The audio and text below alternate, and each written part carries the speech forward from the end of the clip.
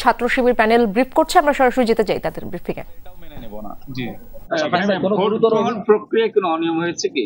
আরেকবার ভোট গ্রহণ প্রক্রিয়ায় এখানে আমরা যেটি দেখছি যে শিক্ষার্থীরা দলে দলে আসছে এবং এত রোদ, এই রোদের মাঝে দীর্ঘ লাইন নিয়ে শিক্ষার্থীরা দাঁড়িয়ে আছে তাদের জাস্ট ভোটটি দেওয়ার জন্য। এই যে একটা ফেস্টিভ মুড, এই মুডটাকে নষ্ট করা হচ্ছে এই ভোট কেন্দ্রের বাইরের যে এই যে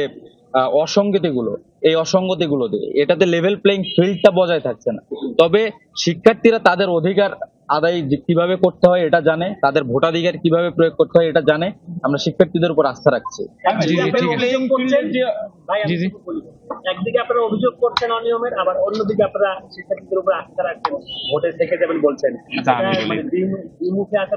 আচ্ছা আমি বলি, এটা শিক্ষার্থীদের উপর আমরা আস্থা রাখবোই, শিক্ষার্থীদের প্রতি আমাদের কোনো অভিযোগ নাই। আমাদের অভিযোগ নির্বাচন কমিশন এবং প্রশাসনের প্রতি। প্রশাসনকে আমরা এটা বলতে চাই যে প্রশাসন কি সুষ্ঠু ও নিরপেক্ষভাবে নির্বাচন করতে পারতেছে কিনা এটা আমরা অবজারভেশনে রাখতেছি। এবং আমরা বলেছি সকাল থেকে দুপুর পর্যন্ত যে কয়েকটা অনিয়ম, সেটা তো আপনাদের বললাম।